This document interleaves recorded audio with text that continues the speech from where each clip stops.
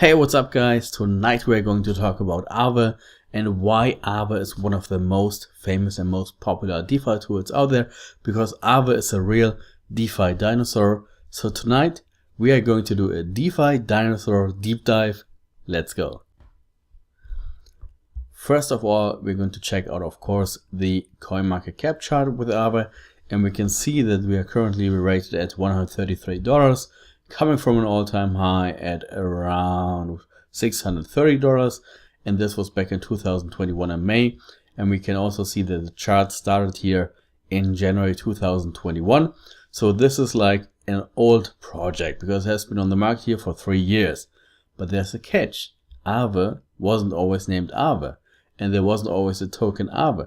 Before that, there was a different project which was called Ethereum, and Ethereum transitioned to Aave in January 2020. And users were able to swap LEND tokens for Aave tokens. And also Aave protocol, they changed from users lending and borrowing particularly with themselves to a pool-based strategy when it comes to lending and borrowing. And this is when they started with Aave. So Ethereum actually started back in 2017.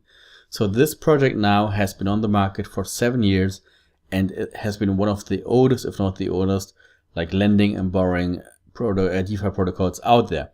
And this is why I say that they are the real DeFi dinosaur when it comes to borrowing and lending, because they have been on the market for 7 years now. And that's a really long time for a DeFi project. And that's why this price chart is true, but not entirely true. But yeah, we can see that they're currently rated at $133. If we compare it with the last year, we can see that there was a big movement. If you check it out here on the chart, it doesn't look as big. But if we check out the chart for the last year, we can see that we had a bottom here. For example, here in September, which was in July, which was $100, and then we had a higher number here at 172. So even now we had like a 70% increase during the last couple of months. So there were a lot of opportunities to buy and sell Aave as well. If you're a day trader, or if you want to day trade Aave, or like not hold them for a long time, even then you can make some profits because you can always see the patterns here. But in general, I would say that Aave is going to outperform Ethereum. So I think that this price is going to end up way here in this section and later on. So yeah, but this is just my personal recommendation, because I have done some research on Aave, and I'm going to show you some of the research tools that I use as well, of course. So when Ethereum changed to Aave, they also introduced the pool base, and with the pool base they also introduced a portal.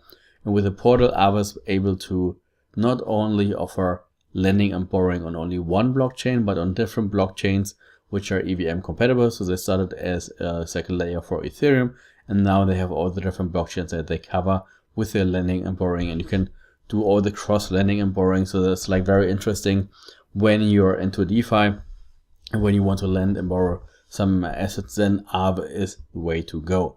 But you can read all that later on. I'm going to show you some documents where you can read all the information about that, because this is coming from an article from 2021, this graphic, and you can read about Aave like a lot, like during the whole night if you want to, but I'm just going to cover some basic information and research tools that I use.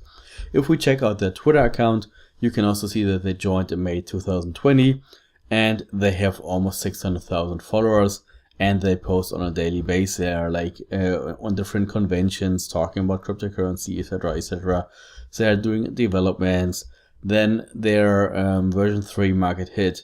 And so they have like a lot of different things that they show you on Twitter. They are very, very active on Twitter here. So if you have Twitter, you should follow them to get like all the latest information about the project. But this is not our main source of information, because maybe you remember the last video, one of the last videos I did, which was about some top DeFi tools. There was one tool that I introduced you to, which was Dune Analytics. And here, of course, we have an Aave mega dashboard.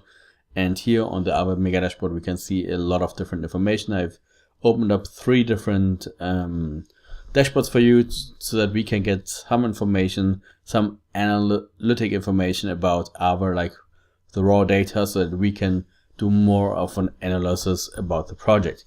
So if we check out the total users at total unique users, we can see that they have reached 51,149 different users right now, with a new user count for the current stat here being 33,380. And if we check out the user base here, we can see that the user base has been going up and down over the last couple of months, like from over the last year. But then we can also see that they increased over the last couple of months, which is also a very interesting indicator. And we can also see the user activity for the Aave v3 Ethereum base here. And we can see a slower increase here. So if we compare with the beginning or with like 1 year ago, we can see that it increased a lot in the summer here, and then it decreased a little bit again, but we are still on a very higher level than before. And we can also see what they did here. So some users deposited, some users withdraw, or they borrowed, so they're using the actual DeFi protocol here. And we can also see that there was a big change in users coming from Base network. If we check out this diagram here, we can see that Base here was only like 25,000, and then it increased to 111,000, and now at the end, or currently, we are sitting here at 86,000 users. So these are the daily new users shown here, and we can see that there was a huge increase over the last year on Base network, and that means that we can also use some of this information for our general understanding of the market and for our general understanding how the market shifts from times to times. And we can also see here again that with the cross-chain total users, that Base unique wallets was like the biggest chunk here. And if we check it here with this diagram, it shows like all the different blockchains here compared to each other. We can also see that Base has always been like a big chunk of the portion over the last year. And we can also see that some others increased here again, like Optimism, for example, increased again. So this also changed a little bit. Like you can see the dynamic of the market with these charts going on as well. So yeah, you can check out more information here on the dashboard, but I'm going to stop here for a minute and check out the next dashboard, which is about the flash loans. So here we can see what the people use the flash loans for and what they did with their assets. So we can see here the different assets that they used for a flash loan. So wrapped Ethereum, Bitcoin, USDC. So we can see here a chart of that, then as well as here with the flash loan assets. And we can also see the fee period, because here they did an update in June. So that's why we can see a huge increase in the fees here. And also we can see here how the number of flash loans increase over from time to time. So there's also some information which are more specific to the lending and borrowing. So that if you're more advanced, you can use these data here from Dune with this dashboard to get more insights of the market here. But if you're new to lending and borrowing, then this is probably not very interesting for you. So if we check out the deposits and borrows section here, we can just see like how many people deposited, how many people did withdraw, and we can also see what they calculated here with the DAI deposits or with other deposits, like what did they use for the deposits. So we can check this out here as well as the cumulative deposits and borrows, like for the different assets here all together. And you can find, as I said, a lot of more information here as well. But I'm not gonna be more boring with these different informations. What I wanted to show you as well, which is very important for Aave, is that Aave is now a fully decentralized community governed protocol by the Aave token holders. So Aave token holders collectively discuss, propose, and vote on upgrades to the protocol. Aave token holders, Ethereum network only, can either vote themselves on a new proposals or delegate to an address of choice. To learn more, you can check it out here. So this works only for the Ethereum mainnet Aave tokens, and here it counts as your stake tokens as well as the tokens that you have in your wallet, and then you have some voting power here, or you can even propose some changes here. So this is something that it's very interesting because Aave is now like fully decentralized, which is also very unique that the project is like really completely fully decentralized. And then also you can check out the GitHub from Aave, where you can find all the different information like the white paper, the order protocol, and all the other different documents. But You can read that on your own. Just click on the links and then you can find it, and then you can read everything here on your own as well. So now I'm going to show you the website and the application. So because I've talked 10 minutes about all the raw data, now I'm going to show you the actual website. So if you check out the website, you have some general information here. And if you check out the products, you can see that they talk about Go and they talk about the app, and Go is their very own stablecoin. So if you check it out here, you will see some information. Wait, no, that's not the website I was hoping for. Here, say hello to Go. So USD stablecoin backed by assets in Aave. So this is like the new kind of stable that uses that Aave uses, and it's very easier to use Aave if you use the Go protocol, because sometimes you have reduced fees or reduced APR that you have to pay for. And so Go at a glance, here's some raw data about Go. So if the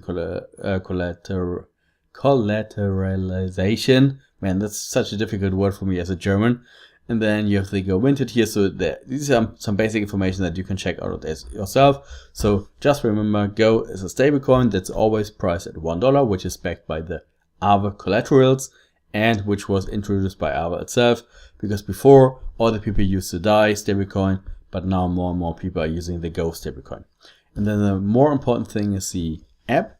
So the Aave app, which is the where you can lend and borrow the different DeFi assets, because sometimes you want to lend something because you want to go on a long position, or you want to do an arbitrage trade. That's why you want to lend something. And for the lending, you get a certain APY. And if you want to borrow something, you have to also pay a certain APY. And then also this can vary, because sometimes it depends on the amount of tokens you use, on the time you want to use them. And sometimes you can even get a discount on the different APYs here, depending on which one you use, if it's an isolated market or not. And in general, you can check them out on Ethereum, but also on all the other different networks here. If we check out, for example, Base, because we have seen a lot of users are from Base network, then we can check out the different markets here that they offer. And here it works always like this. If like a liquidity pool, like a lending and borrowing pool, is very even, then you have very low numbers on both sides. But if there is, for example, a difference that one of the pair is missing, because here we now have Base with USDC, USDBC. So if one part of that is missing, then we can see that the APY are getting increased by the smart contract, because the smart contract wants to reward the people to like even it out. And also the APY that you have to pay if you borrow it also increases, because the smart contract on the one side wants to have more people like providing the liquidity, but also less people borrowing it, so that the balance keeps the same. So that's why if we check it out here, USDBC, we can see that you get a 4.58% APY if you provide as a liquidity. And then also, if you want to lend it, you have to pay a very, very high APY as well. If we compare it, for example, with here Ethereum, then we can see it's 1.89, and then also we can see here on the other side that it's like not that high as well. So this is something that you have to keep in mind if you want to borrow something, or if you want to provide some liquidity, that it always comes together with how fair is the pool balance. And yeah, this is like the main product with the lending and borrowing of the Ethereum market, or of all the different other markets here. Then of course you can get some information about this. If you click on, for example, here on the details, then you can see more information of the different pool. You can check out and calculate here the borrowing amount, then how much you have to stake, etc., etc. So yeah, this is something that you can check out in detail as well on your own. Then you have the markets section, where you can check out the different markets depending with the assets that you want to provide, or if you want to borrow. For example, here you can check out the Ethereum market, the Base market, and all the other different markets. And then of course you can get more information here. If you want to check it out with USDT, for example, you can check out all the different numbers here. And then you can also stake your Aave tokens, but only on the Ethereum mainnet. And here you can stake your Aave tokens, and then you can get an APR, but you always have the risk of your assets being slashed. And this means that Aave, Go, and ABPT holders, Ethereum network only, can stake their assets in the safety mode and add more security to the protocol and earn safety incentives. In the case of a shortfall event, your stake can be slashed to cover the deficit, providing an additional layer of protection for the protocol. And this is why there's like maximum slashing 30%, here maximum slashing 99%, maximum slashing 30%. This is what you have to keep in mind, but other than that, you get like a really high up APRs, and this is, I think, also a very good thing, because here, if you have some Aave tokens because you want to participate in the governance, then you can have some just laying around and some here in the staking, and then you actually get some tokens on top of that as well. Yeah, then of course you can switch some tokens, you can bridge your Go tokens here as well with the different blockchains. And yeah, this is the Aave dashboard. If you have any questions about Aave, about the numbers that I showed you, about the analytics page, just write them down below in the comments. And if not, we will see us in the next video. Bye bye.